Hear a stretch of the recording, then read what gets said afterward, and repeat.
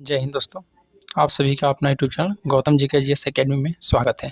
दोस्तों हम लोग इस वीडियो में जो बिहार दरोगा का जो थर्ड एडिशन बुक आया है, जिसमें आज हम लोग दोस्तों जो परीक्षा हुआ है 3/9/2023 को, उसी टेस्ट को हम लोग देखने वाले हैं। और यह दोस्तों बिहार पुलिस मद्य निषेध दरोगा एवं अनुमंडल अग्निशामक का जो एग्जाम हुआ था, उसी में यह क्वेश्चन आपका पूछा गया है। इससे पहले दोस्तों एक आपका वीडियो डाला गया है, यदि आप नहीं देखे हैं तो हमारा यूट्यूब चैनल पर प्लेलिस्ट बनाकर डाल दिया गया है, वहाँ से आप लोग देख सकते हैं। चलिए दोस्तों, प्रत्येक दोस्तों हम लोग लाइन को देखने वाले हैं यहाँ पे। तो वीडियो से शुरू से लेकर लास्ट तक बने रहना है दोस्तों, ये आपका एग्जाम के दृष्टि से बहुत ही महत्वपूर्ण साबित होने वाला है। बोल रहा है दोस्तों पहला कि टॉयलेट मैन ऑफ इंडिया किसे कहा जाता है। तो टॉयलेट मैन ऑफ इंडिया दोस्तों याद रखना है, बिंदेश्वर पाठक को कहा जाता है, तो ऑप्शन बी हो जाएगा। नेक्स्ट डिस्कशन कहता है कि टॉयलेट मैन ऑफ इंडिया के नाम से बिंदेश्वर पाठक को जाना जाता है। बिंदेश्वर पाठक का जन्म दोस्तों बिहार के वैशाली जिला में 1943 में हुआ था, याद रखिएगा। और इन्होंने भारत के स्वच्छ एवं स्वास्थ्य की दशा में सुधार और सामाजिक परिवर्तन हेतु 1970 ईस्वी में सुलभ इंटरनेशनल संस्था की स्थापना किया था। नेक्स्ट कह रहा है कि 1991 ईस्वी में इनको पद्म विभूषण से भी सम्मानित किया गया है। और इनकी मृत्यु दोस्तों 15 अगस्त 2023 को नई दिल्ली में हुई थी, याद रखिएगा। नेक्स्ट क्वेश्चन है क्वेश्चन नंबर आपका 2। बोल रहा है कि मिस्र इंद्रधनुष का संबंध किससे है। तो मिस्र इंद्रधनुष का संबंध आपका टीकाकरण से है, याद रखिएगा।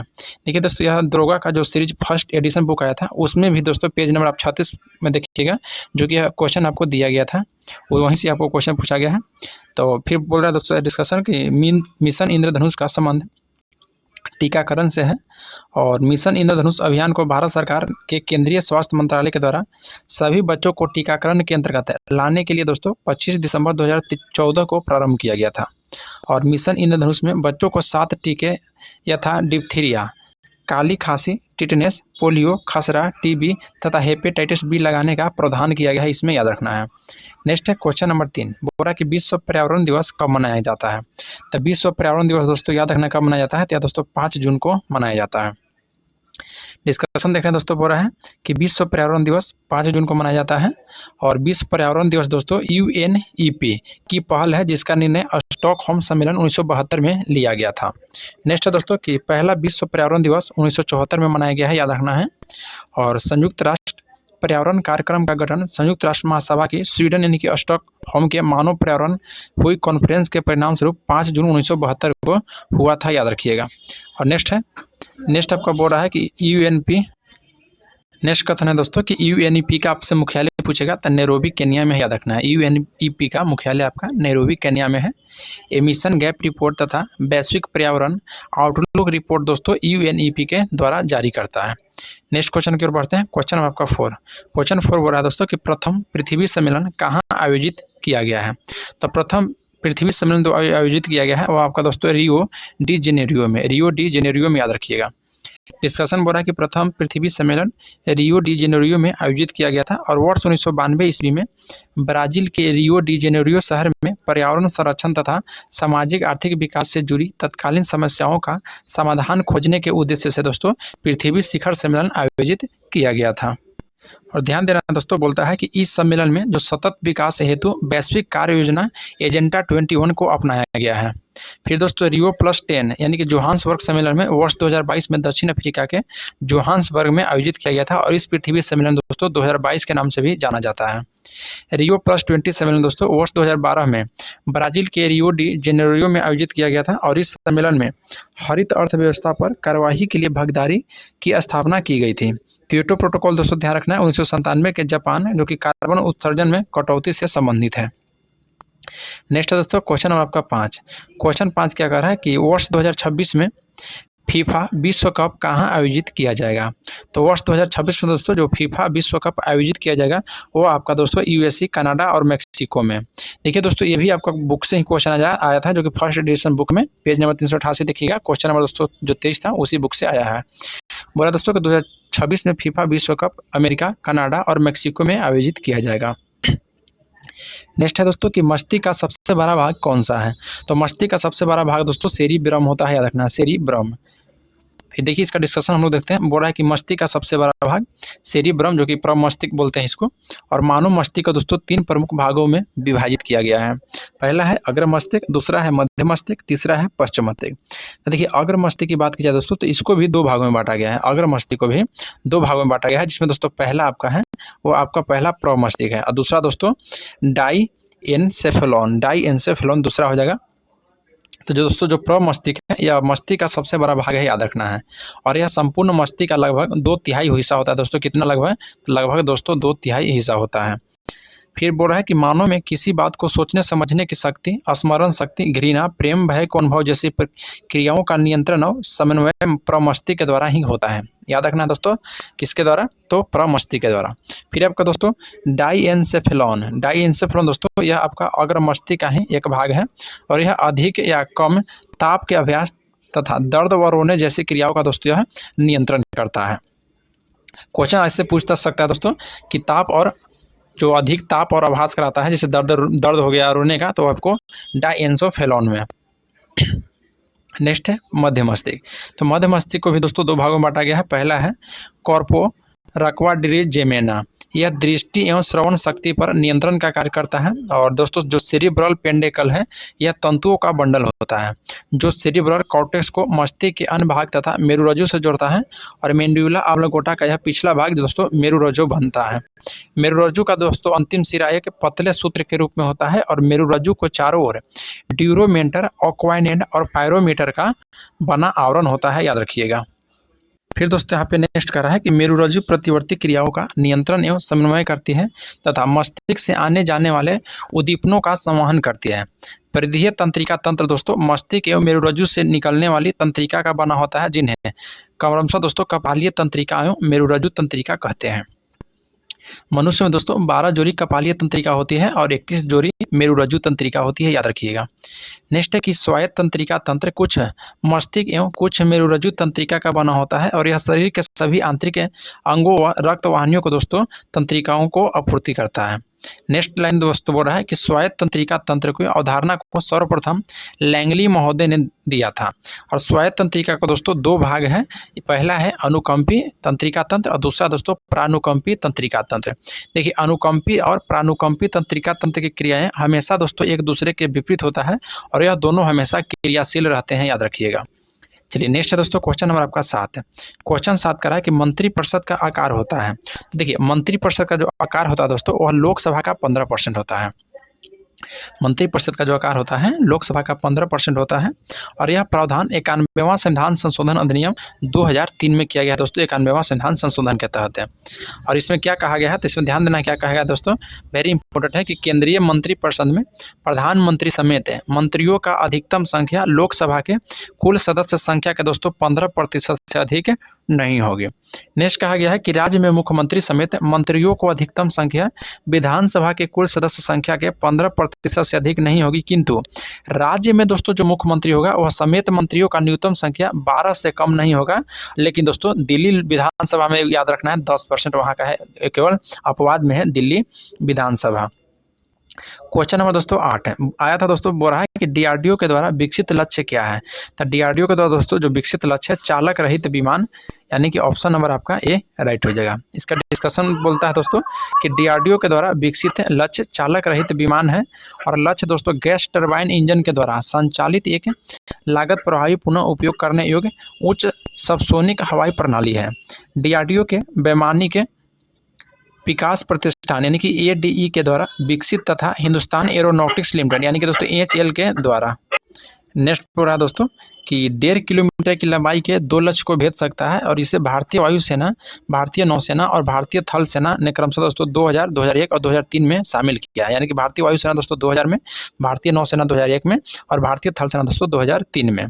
रक्षा अनुसंधान एवं विकास संगठन डीआरडीओ का गठन 1958 में किया गया था और इसका मुख्यालय दोस्तों आपका नई दिल्ली में है। डीआरडीओ के अध्यक्ष दोस्तों समीर वी कामत है। चलिए नेक्स्ट क्वेश्चन है, क्वेश्चन नंबर आपका 9। बोल रहा है दोस्तों कि बिहार की सबसे बड़ी ऑक्सोबो झील कहाँ है।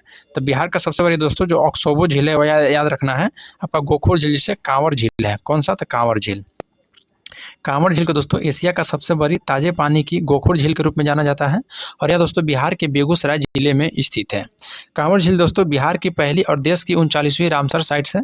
अभी दोस्तों हाल ही में याद रखना है गोगा बिल पक्षी जो कि बिहार के कटिहार में स्थित है और कुशेश्वर पक्षी जो कि बिहार के दरभंगा में स्थित है। गोगा बिल पक्षी बिहार के दोस्तों कटिहार में है और कुशेश्वर पक्षी बिहार के दरभंगा में स्थित है। नेक्स्ट है दोस्तों क्वेश्चन 10, बोल रहा है कि लैक्टोमीटर किस सिद्धांत पर कार्य करता है। तो लैक्टोमीटर दोस्तों याद रखना है आर्किमिडीज के सिद्धांत पर कार्य करता है। लैक्टोमीटर दोस्तों आर्किमिडीज के सिद्धांत पर कार्य करता है। देखिए आर्किमिडीज की जो सिद्धांत की बात की जाए तो दोस्तों जब कोई वस्तु किसी द्रव में पूर्णतः अथवा आंशिक रूप से डुबोई जाती है, उसके भार में दोस्तों आभासी कमी होती है, तो भार में वह आभासी कमी वस्तु के द्वारा हटाए गए द्रव के भार के बराबर होता है। नेक्स्ट कहता है दोस्तों कि आर्किमिडीज के सिद्धांत के बहुत से अनुप्रयोग हैं और यह जल यानों तथा पनडुब्बियों को डिजाइन बनाने में काम आता है। एक होता है दोस्तों दूध मापी जिसे लैक्टोमीटर कहा जाता है, जो कि दूध के किसी भी नमूने की शुद्धता को जांच करता है, लैक्टोमीटर। फिर दोस्तों एक होता है हाइड्रोमीटर, जो कि आर्किमिडीज के सिद्धांत पर यह आधारित है, हाइड्रोमीटर। फिर आपका रक्षा पेटी यानी कि लाइफ बेल्ट, पनडुब्बी भी दोस्तों आर्किमिडीज के सिद्धांत पर कार्य करता है, याद रखिएगा। नेक्स्ट है क्वेश्चन नंबर आपका दोस्तों 11। क्वेश्चन 11 कह रहा है कि निम्नलिखित में से किस राज्य से होकर कर्क रेखा गुजरती है। तो कर्क रेखा गुजरती है दोस्तों आपका मध्य प्रदेश से होकर, याद रखना है। कर्क रेखा आपको मध्य प्रदेश से होकर गुजरती है। देखिए भूमध्य यानी कि विषुवत रेखा के उत्तर में दोस्तों 23.5 डिग्री अक्षांश को कर्क रेखा कहते हैं और विषुवत रेखा के दक्षिण में जो 23.5 डिग्री अक्षांश है इसके दोस्तों मकर रेखा कहते हैं। यानी कि दोस्तों दक्षिण में मकर रेखा हो गया और विषुवत रेखा का जो उत्तर में हो गया वो आपका कर्क रेखा हो गया। कर्क रेखा की बस दोस्तों बात की जाए तो भारत के यह 8 राज्यों से होकर गुजरता है, जिसमें गुजरात है, राजस्थान है, मध्य प्रदेश है, छत्तीसगढ़ है, झारखंड है दोस्तों, पश्चिम बंगाल, त्रिपुरा और मिजोरम। यह आपको दोस्तों जो क्रम वाइज दिया गया है आपको पश्चिम से पूरब की ओर। फिर दोस्तों याद रखना है भारत में माही नदी जो है यह कर्क रेखा को 2 बार काटती है। भारत में दोस्तों माही नदी जो है कर्क रेखा को 2 बार काटती है, याद रखिएगा। नेक्स्ट है क्वेश्चन नंबर 12, बोलता है दोस्तों कि बूढ़ी गंडक किसकी सहायक नदी है। तो बूढ़ी गंडक याद रखना है ये आपको दोस्तों गंगा नदी की सहायक नदी है, तो ऑप्शन ए हो जाएगा। और बूढ़ी गंडक दोस्तों गंगा की सहायक नदी है और बूढ़ी गंडक सोमेश्वर श्रेणी के पश्चिम भाग से निकलकर पश्चिमी चंपारण, पूर्वी चंपारण, मुजफ्फरपुर, समस्तीपुर, बेगूसराय, खगड़िया जिले में बहते हुए अंत में दोस्तों मुंगेर जिला में गंगा में मिल जाती है, याद रखना है। बूढ़ी गंडक नदी दोस्तों मुंगेर के जिला में गंगा नदी में मिल जाती है। नेक्स्ट है दोस्तों कि इसकी सहायक नदी मसान है, बलौर है, त्यूर है, धनौती है। देखिए गंगा की प्रमुख सहायक नदी की बात करें दोस्तों तो देखिए एक होता है उत्तर दिशा से जो कि बाएं किनारे में मिलता है, रामगंगा, गोमती, घाघरा, गंडक, बूढ़ी गंडक, कोसी, महानंदा, ये सभी दोस्तों उत्तर दिशा से मिलती है। फिर दक्षिण दिशा से दोस्तों जो कि दाएं की ओर मिलती है वो आपका टोंस, यमुना, कर्मनाशा, सोन, पुनपुन, क्यूल, ये सभी आपको दोस्तों दक्षिण दिशा से दाएं किनारे से मिलती है।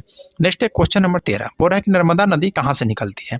तो नर्मदा नदी दोस्तों अमरकंटक की पहाड़ी से निकलती है, तो ऑप्शन बी हो जाएगा, नर्मदा नदी अमरकंटक से निकलती है, जो कि दोस्तों यह मध्य प्रदेश में अमरकंटक की पहाड़ी से निकलने के पश्चात यह उत्तर में विंध्यवन पर्वत तथा दक्षिण में सतपुरा पर्वत के मध्य भ्रंश घाटी से होकर अरब सागर की खंभात की खाड़ी में दोस्तों गिरती है।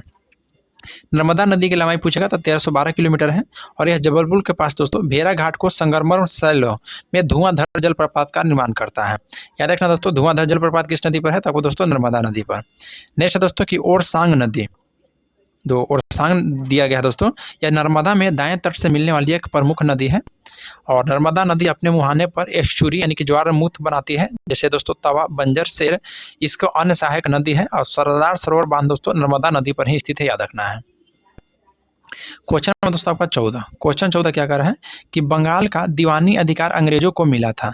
तब बंगाल का जो दीवानी अधिकार मिला था दोस्तों 1765 में इलाहाबाद के संधि के द्वारा, यानी कि इलाहाबाद के दोस्तों जो प्रथम संधि हुआ था 12 अगस्त उसके तहत। चलिए इसका डिस्कशन देख लेते हैं। बोला कि बंगाल का दीवानी अधिकार अंग्रेजों को इलाहाबाद के संधि के द्वारा प्राप्त हुआ था। इलाहाबाद की प्रथम संधि दोस्तों 12 अगस्त 1765 को मुगल सम्राट शाह आलम द्वितीय तथा अंग्रेज गवर्नर दोस्तों लॉर्ड क्लाइव के मध्य संपन्न हुआ था और इस संधि के तहत कंपनी को मुगल सम्राट से बंगाल, बिहार एवं उड़ीसा को दीवानी प्राप्त हुआ था और इसके बदले में दोस्तों कंपनी ने मुगल सम्राट को 26 लाख रुपये वार्षिक पेंशन देना स्वीकार किया था। नेक्स्ट है दोस्तों कि कंपनी ने अवध का नवाब से कारा और इलाहाबाद के क्षेत्र से मुगल सम्राट लेकर दोस्तों मुगल सम्राट शाह आलम द्वितीय को दे दिया था। देखिए इलाहाबाद की एक दोस्तों दूसरा संधि होता है जो कि 16 अगस्त 1765 की होता है, जो कि अवध के नवाब सिराजुद्दौला के बीच और लॉर्ड क्लाइव के बीच होता है, याद रखिएगा। नेक्स्ट दोस्तों क्वेश्चन नंबर 15, क्वेश्चन 15 कह रहा है कि चुनाव आयोग उल्लेख दोस्तों किस अनुच्छेद में है बताइए। तो चुनाव आयोग दोस्तों जो यह किस अनुच्छेद में है, तो चुनाव आयोग दोस्तों याद रखना है अनुच्छेद 324 से संबंधित है दोस्तों, तो ऑप्शन नंबर आपका बी हो जाएगा 324 से। फिर दोस्तों यहाँ ध्यान देना है डिस्कशन में कि चुनाव आयोग का उल्लेख अनुच्छेद 324 में है, संविधान के दोस्तों भाग 15 में जो कि अनुच्छेद 324 से लेकर 329 के क तक चुनाव का उल्लेख किया गया है। नेक्स्ट दोस्तों ध्यान देना है, देखिए ये भी क्वेश्चन दोस्तों आपका जो 2023 दोस्तों विज्ञापन संख्या था 1275 पोस्ट में पीटी में पूछा गया है सेकंड शिफ्ट में।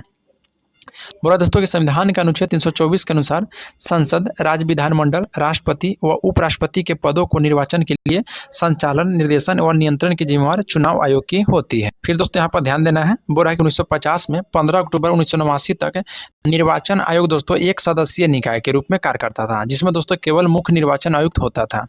लेकिन दोस्तों 16 अक्टूबर 1989 को राष्ट्रपति ने 2 अन्य निर्वाचन आयुक्त को नियुक्ति किया। हालांकि दोस्तों इसको 1990 में उपरोक्त दोनों निर्वाचन आयुक्त को पद को समाप्त कर दिया गया था और स्थिति पहले की तरह हो गई थी। फिर दोस्तों एक बार फिर अक्टूबर 1993 में 2 निर्वाचन आयुक्त को नियुक्ति किया गया था और इसके बाद अब तक दोस्तों आयोग जो है बहुत सदस्यीय संस्था के तौर पर काम कर रहा है, जिसमें एक मुख्य निर्वाचन आयुक्त होता है और 2 इसको दोस्तों अन्य निर्वाचन आयुक्त होता है, याद रखिएगा। दोस्तों ध्यान देना है, जो मुख्य निर्वाचन आयुक्त होता है वह 2 अन्य निर्वाचन आयुक्त के पास समान शक्तियां होती हैं तथा उनके वेतन, भत्ते, दूसरे लाभ भी एक समान होते हैं, जो कि सर्वोच्च न्यायालय के न्यायाधीश के समान होते हैं। जब दोस्तों मुख्य निर्वाचन आयुक्त व 2 अन्य निर्वाचन आयुक्त के बीच विचार में मतभेद हो जाता है तो दोस्तों आयोग बहुमत के आधार पर निर्णय करता है। फिर दोस्तों मुख्य निर्वाचन आयुक्त व 2 अन्य निर्वाचन आयुक्त का कार्यकाल की बात की जाए तो दोस्तों 6 वर्ष या 65 वर्ष की आयु जो भी पहले आपको हो जाए। फिर दोस्तों ध्यान देना है कि भारत के प्रथम मुख्य चुनाव आयुक्त जो था 11 मार्च 1950 से 19 दिसंबर 1958 तक रहे थे, सुकुमार सेन। फिर भारत के प्रथम महिला मुख्य चुनाव आयुक्त से पूछा गया दोस्तों तो BS रमा देवी थी, जो कि इनका कार्यकाल 1990 से लेकर 11 दिसंबर 1990 तक था दोस्तों 26 नवंबर से। अभी दोस्तों वर्तमान में मुख्य चुनाव आयुक्त आपका राजीव कुमार है, जो कि यह 25वें क्रम के, याद रखिएगा। वर्तमान में मुख्य चुनाव आयुक्त कौन है तो 25वें क्रम के। चलिए नेक्स्ट क्वेश्चन है, क्वेश्चन नंबर आपका दोस्तों 16। क्वेश्चन 16 का रहा है कि राज्य सूची के विषय पर संसद कब कानून बनाती है। तो राज्य सूची के विषय पर दोस्तों जो संसद कानून बनाती है वह याद रखना है, यानी कि विशेष बहुमत के द्वारा दोस्तों, यानी कि राज्यसभा के द्वारा 2/3 बहुमत पर पारित प्रस्ताव करके। और संविधान के राज्यसभा का दोस्तों 4 विशेष शक्ति प्रदान की गई थी, जो कि लोकसभा के पास नहीं है। पहला है दोस्तों कि यह संसद की राज्य सूची, जो कि अनुच्छेद 249 के विषय पर 2/3 बहुमत से प्रस्ताव पारित करके विधि बनाने हेतु अधिकृत कर सकती है और यह संसद को नई अखिल भारतीय सेवाओं का सृजन हेतु अधिकृत कर सकते हैं दोस्तों अनुच्छेद 312 के तहत है। फिर दोस्तों केवल राज्यसभा ही उपराष्ट्रपति को हटाने की प्रक्रिया शुरू कर सकता है दोस्तों, जो कि अनुच्छेद 67 के तहत, याद रखना है। उपराष्ट्रपति को हटाने की प्रक्रिया दोस्तों शुरू कौन कर सकता है तो केवल राज्यसभा। नेक्स्ट दोस्तों कि यदि राष्ट्रपति के द्वारा आपातकाल की घोषणा ऐसे समय की जाती है जो कि दोस्तों लोकसभा भंग की जा चुकी हो, अथवा दोस्तों लोकसभा का जो विघटन हो गया है, तब आपातकाल की घोषणा अकेले राज्यसभा के अनुमोदन पर ही प्रभावी होगा और यह अनुच्छेद दोस्तों 352, 356 और 360 से संबंधित है दोस्तों आपातकाल। संविधान में दोस्तों लोकसभा को निम्नलिखित विशेष शक्ति प्रदान की गई है, जो कि राज्यसभा के पास आपका नहीं था, जिसमें दोस्तों पहला है कि धन विधेयक, जो कि अनुच्छेद 110 को प्रथम बार सिर्फ लोकसभा में पेश किया जाता है, याद रखना है, राज्यसभा में नहीं। धन विधेयक दोस्तों केवल लोकसभा में पहली बार पेश किया जाता है, राज्यसभा में नहीं। फिर दोस्तों जो राज्यसभा होता है, यह धन विधेयक को अस्वीकृत या संशोधित नहीं कर सकती है, उसे इस विधेयक को दोस्तों सिफारिश या बिना सिफारिश के 14 दिन के भीतर लोकसभा को दोस्तों लौटाना अनिवार्य होता है। फिर दोस्तों राज्यसभा सिर्फ बजट पर चर्चा कर सकता है, इसके अनुदानों को मांगों पर मतदान नहीं कर सकता है। फिर राष्ट्रीय आपातकाल दोस्तों समाप्त करने का संकल्प केवल लोकसभा ही पारित कर सकती है। राज्यसभा अविश्वास प्रस्ताव पारित कर मंत्रिपरिषद को नहीं हटा सकती है, क्योंकि दोस्तों मंत्रिपरिषद का सामूहिक उत्तरदायित्व दोस्तों लोकसभा के प्रति होता है, याद रखना है। मंत्रिपरिषद का जो सामूहिक होता है उत्तरदायित्व, यह लोकसभा के प्रति होता है। नेक्स्ट है दोस्तों क्वेश्चन नंबर आपका 17। बोल रहा है कि भारत का देशांतरीय विस्तार है। तो भारत का दोस्तों देशांतरीय जो विस्तार है वह देखिए 68 डिग्री 7 मिनट से लेकर पूर्वी से 97 डिग्री 25 मिनट तक। भारत का देशांतरीय विस्तार है दोस्तों 68 से लेकर 97 25 पूर्वी देशांतर तक, याद रखना है। चलिए इसका डिस्कशन देखते हैं दोस्तों। बोल रहा है कि भारत पूरी तरह से उत्तरी पूर्वी गोलार्ध में, ध्यान रखना है, भारत जो दोस्तों पूरी तरह से उत्तरी पूर्वी गोलार्ध में स्थित है और यह दोस्तों 8 डिग्री 4 मिनट उत्तरी अक्षांश से लेकर 37 डिग्री 6 मिनट उत्तरी अक्षांश के बीच यह विस्तृत है। भारत कुल क्षेत्रफल दोस्तों 32,87,263 वर्ग किलोमीटर है, जो कि विश्व का कुल भौगोलिक क्षेत्रफल 2/4% है। भारत के दोस्तों आकृति की बात की जाए तो लगभग चतुष्कोणीय है और इसका उत्तर दक्षिण विस्तार दोस्तों 3234 किलोमीटर है और पूर्व पश्चिम विस्तार 2933 किलोमीटर है। भारत की तट रेखा की कुल लंबाई की बात की जाए दोस्तों, जिसमें द्वीपों सहित 7516 किलोमीटर है और भारत के स्थानीय स्थल सीमा की लंबाई की बात की जाए दोस्तों तो 15,200 किलोमीटर है। फिर भारत का सबसे उत्तरी बिंदु तो इंदिरा कॉल, जो कि लद्दाख में स्थित है। दक्षिणी बिंदु दोस्तों इंदिरा पॉइंट, जो कि ग्रेट निकोबार में है। पश्चिमी बिंदु आपका गुहार मोती, जो कि गुजरात में है और पूर्वी बिंदु दोस्तों जो कि किबुथु, जो कि आपका अरुणाचल प्रदेश में है। नेक्स्ट है कि पराबैंगनी किरणें से रक्षा करने वाली परत है। तो पराबैंगनी से दोस्तों स्ट्रेटोस्फीयर, जिसको दोस्तों समताप मंडल कहा जाता है, याद रखना है। स्ट्रेटोस्फीयर यानी कि समताप मंडल, जो कि पराबैंगनी किरण से रक्षा करने वाली परत है। देखिए वायुमंडल की संरचना की बात किया दोस्तों तो तापीय विशेषता के आधार पर वर्गीकरण किया गया है, जिसमें सबसे पहले दोस्तों क्षोभ मंडल यानी कि ट्रोपोस्फीयर, यह वायुमंडल के सबसे निचली परत है, जिसे दोस्तों संवहन मंडल भी कहा जाता है और परिवर्तन मंडल भी अथवा क्षोभ मंडल भी कहा जाता है। इसकी औसत ऊंचाई दोस्तों 13 किलोमीटर है और ध्रुवों के निकट दोस्तों यह 8 किलोमीटर और विषुवत वृत्त पर यह 18 किलोमीटर की ऊंचाई तक विस्तृत है। क्षोभ मंडल में दोस्तों मौसमी संबंधी घटनाएं तथा वाष्पीकरण, संघनन, वर्षण, कोहरा, बादल, तरित, झंझावत, चक्रवात, ये सभी घटना घटती है। ध्यान देना है, इसमें प्रति 165 मीटर की ऊंचाई पर दोस्तों वायुमंडल का तापमान में 1 डिग्री सेल्सियस की दर से घटता है। ध्यान देना है। क्षोभ मंडल दोस्तों सप्ताप मंडल से ट्रोपोपोज के द्वारा अलग होता है। जो क्षोभ मंडल है सप्ताप मंडल से किसके द्वारा अलग होता है, तो ट्रोपोपोज के द्वारा, याद रखना है, वेरी इंपॉर्टेंट है दोस्तों ट्रोपोपोज। देखिए दोस्तों यहाँ पे आपको इस देश में बांटा गया है। सबसे पहले दोस्तों नीचे है क्षोभ मंडल, जो कि 0 से 18 किलोमीटर तक है। समताप मंडल दोस्तों 50 किलोमीटर तक है। उसके बाद मध्य मंडल 80 किलोमीटर तक। उसके बाद दोस्तों आयन मंडल, बरही मंडल, जो कि 400 किलोमीटर तक है। देखिए जो आपका समताप मंडल और क्षोभ मंडल को जो अलग करता है दोस्तों उसे ट्रोपोपोज कहते हैं। समताप मंडल और मध्य मंडल को दोस्तों स्टेपोपोज कहते हैं और आयन मंडल और मध्य मंडल को जो अलग करता है उसे दोस्तों मेसोपोज कहते हैं। चलिए दोस्तों हम लोग समताप मंडल के बारे में जानते हैं। समताप मंडल दोस्तों धरातल की ऊंचाई से लगभग 50 किलोमीटर तक है और इस मंडल के किसी भी प्रकार की मौसमी परिघटनाएं घटित नहीं होती है। इन्हीं दशाओं के कारण वायुयान उड़ाने के लिए दोस्तों समताप मंडल की निचली सीमा आदर्श मानी जाती है। समताप मंडल में दोस्तों ओजोन परत स्थित है, जो कि 15 से लेकर 35 किलोमीटर तक विस्तृत है और इस ओजोन परत दोस्तों सौरवीय पराबैंगनी विकिरण तरंगों को अवशोषण करता है और समताप मंडल मध्य मंडल से स्ट्रेपोपोज के द्वारा अलग होता है। फिर दोस्तों आपका मध्य मंडल, जिसे दोस्तों मेसोस्फीयर कहते हैं। इस मध्य मंडल का विस्तार आपका सागर तल से 50 से 80 किलोमीटर ऊंचाई के मध्य है और मध्य मंडल दोस्तों वायुमंडल से मेसोपोज के द्वारा अलग होता है। फिर आपका आयन मंडल है, जिसे दोस्तों आयनोस्फीयर कहते हैं। यह आयन मंडल का विस्तार 80 से 400 किलोमीटर के मध्य है और कुछ स्रोत में इसका विस्तार दोस्तों 640 किलोमीटर तक भी माना जाता है। आयन मंडल में आयनों अर्थात विद्युत आवेशित कण का प्रदान, इसलिए आयन मंडल रेडियो तरंग तथा पृथ्वी पर परावर्तित करके संचार व्यवस्था को दोस्तों संभव बनाता है। आयन मंडल में याद रखना है संचार व्यवस्था को। फिर आपके यहाँ पे है बरही मंडल, जिसे दोस्तों इक्टोस्फीयर कहते हैं और यह मंडल वायुमंडल के सबसे ऊपरी स्तर है दोस्तों और यह आयन मंडल के सबसे ऊपर से शुरू होकर सुदूर अंतरिक्ष में विलीन हो जाता है। देखिए ऑरेरा ऑस्ट्रोसिस तथा ऑरोरा बोरियोलिस जैसी परिघटनाओं आयन मंडल में घटित होती है और यह एक प्रकार का दोस्तों सौरविक तूफान से निष्कासित इलेक्ट्रॉन तरंग है।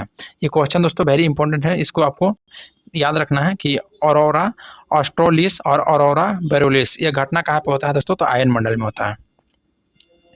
नेक्स्ट क्वेश्चन दोस्तों क्वेश्चन नंबर 19 क्वेश्चन 19 बोलता है कि सीता माता की जयंती कब मनाई गई है। तो सीता माता की जयंती दोस्तों वैशाख माह के शुक्ल पक्ष के 9वीं को और यह हिंदू कैलेंडर के अनुसार सभी महीनों के नाम चैत, बैसाख, ज्येष्ठ, आषाढ़, श्रावण, भादो, आश्विन, कार्तिक, मार्गशीर्ष जिसे अगहन बोला जाता है और पौष माघ और फाल्गुन हो गया दोस्तों, यह हिंदू कैलेंडर के अनुसार। फिर दोस्तों चैत्र माह में हिंदू नववर्ष की शुरुआत होती है, याद रखिएगा। क्वेश्चन नंबर आपका यहाँ पे 20 कह रहा है कि सर्वाधिक ऊंचाई पर स्थित बादल क्या कहलाता है। तो सर्वाधिक ऊंचाई पर स्थित दोस्तों जो बादल कहलाता है आपको पछाप बादल कहलाता है, याद रखिएगा।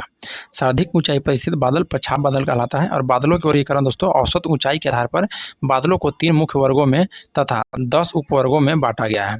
जो 3 मुख्य वर्ग दोस्तों, जिसमें पहला है उच्च बादल, जिसकी ऊंचाई उच्च बादल की कहा जाए दोस्तों तो 6000 से लेकर 20000 मीटर तक है। ठीक है, पहला दोस्तों पछाप बादल जो कि उच्च बादल है। यह आसमान में दोस्तों सबसे अधिक ऊंचाई पर सफ़ेद रेशम की भांति कोमल व बिखरे बादल होते हैं और यह हिम कणों से बने होते हैं, इसलिए इनमें दोस्तों वर्षा नहीं होती है। चक्रवात के आगमन के क्रम में सबसे पहले यही मेघ दिखाई पड़ता है, इसलिए दोस्तों यह मेघ चक्रवात के आगमन का सूचक है। दोस्तों चक्रवात को आगमन का सूचक कौन सा है, तो पछाप बादल। फिर पछाप एक अस्त्री बादल होता है। जो पछाप अस्त्री बादल होता है दोस्तों इसको ध्यान देना है। यह आपका यह बृहद क्षेत्र में दूधिया चादर की भांति फैले रहता है और इनके आगमन पर दोस्तों सूर्य चंद्रमा के चारों ओर प्रभा मंडल यानी कि दोस्तों हालो बन जाता है और चक्रवात के आगमन के क्रम में पछाप मेघ के तत्काल बाद बादल दिखाई पड़ता है। फिर नेक्स्ट दोस्तों पछाप यानी कि कपासी बादल। यह सफ़ेद रंग के छोटे छोटे गोलों की भांति दोस्तों दिखाई पड़ता है तथा प्रायः समूह से यह लहरुनुमा रूप में दिखाई पड़ता है। एक होता है मध्य बादल, जो कि दोस्तों इसका ऊंचाई 2500 से लेकर दोस्तों 6000 मीटर तक है। इसको दोस्तों एक उच्च स्तरीय बादल होता है जो कि भूरे अथवा नीले रंग के लगातार चादर की भांति फैले छोटी स्तर वाले बादल होते हैं, और इनके छाए रहने से दोस्तों सूर्य का प्रकाश धुंधला और अस्पष्ट दिखाई देता है और इनके विस्तृत क्षेत्र पर लगातार वर्षा होता है। नेक्स्ट है दोस्तों कि उच्च कपासी बादल। ऊंच जो कपासी बादल है वो आपका दोस्तों यह सफ़ेद एवं भूरे रंग के पतले गोलाकार धब्बों की तरह दिखाई देता है, जो कि संपूर्ण आकाश में दोस्तों यह महीन चादर के रूप में बिखरे होते हैं। फिर दोस्तों जो तीसरा होता है आपका निम्न बादल, जो कि इसमें स्तरीय बादल इसको होता है दोस्तों, जो कि यह धरातल के निकट कोहरे के समान बादल, इनमें कई पाई जाती है दोस्तों परतें। सामान्यतः यह आकाश में पूरी तरह से छाए रहते हैं। शीतोष्ण कटिबंधीय क्षेत्र में शीत ऋतु में दोस्तों विपरीत स्वभाव वाली वायु राशियों को मिलने से प्रायः इनका निर्माण होता है। नेक्स्ट दोस्तों कि एक स्तरीय कपासी बादल। तो स्तरीय जो कपासी बादल है ये आपका हल्के भूरे या सफ़ेद रंग के गोलाकार धब्बों के रूप में मिलते हैं और यह जाड़ों के मौसम में प्रायः संपूर्ण आसमान को ढक लेते हैं और यह सामान्यतः दोस्तों साफ मौसम का सूचक है। नेक्स्ट है दोस्तों कपासी बादल। इनका आकार दोस्तों गुंबदाकार एवं फूलगोभी के भांति होता है और इसका आधार क्षेत्र समतल पाया जाता है और यह प्रायः दोस्तों साफ मौसम की सूचना देता है कपासी बादल। क्वेश्चन नंबर दोस्तों आपका 21 का है कि किस ग्रह को नीला ग्रह कहा जाता है। तो किस ग्रह को दोस्तों नीला ग्रह कहा जाता है, तो याद रखना है जो नीला ग्रह कहा जाता है दोस्तों यानी कि नेपच्यून यानी वरुण ग्रह को। देखिए नेपच्यून और वरुण को नीला ग्रह कहा जाता है। वरुण ग्रह दोस्तों मौजूद मीथेन गैस के द्वारा लाल प्रकाश के अवशेषण के कारण वरुण को दोस्तों नीला ग्रह कहा जाता है। यह सौरमंडल का सर्वाधिक ठंडा ग्रह है दोस्तों और इसका वायुमंडल अति घना, जिसमें दोस्तों हाइड्रोजन, हीलियम, मीथेन और अमोनिया विद्यमान है। नेक्स्ट दोस्तों कि इसका प्रमुख उपग्रह टिट्रोन व नेरिड है। नेक्स्ट पाते हैं कि इसके प्रमुख उपग्रह दोस्तों जो बताया अभी हम टिट्रोन व नेरिड है और शुक्र यानी वीनस को सांझ का तारा कहा जाता है। भोर का तारा, पृथ्वी की जुड़वा बहन, यह सभी दोस्तों शुक्र ग्रह को कहा जाता है।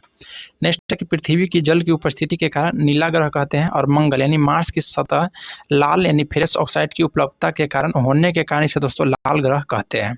शनि यानी कि सैटर्न को गैस को गोला एवं गैलेक्सी समान ग्रह कहा जाता है। अरुण यानी कि यूरेनस को दोस्तों लेटा हुआ ग्रह तथा हरा ग्रह भी कहा जाता है, याद रखिएगा।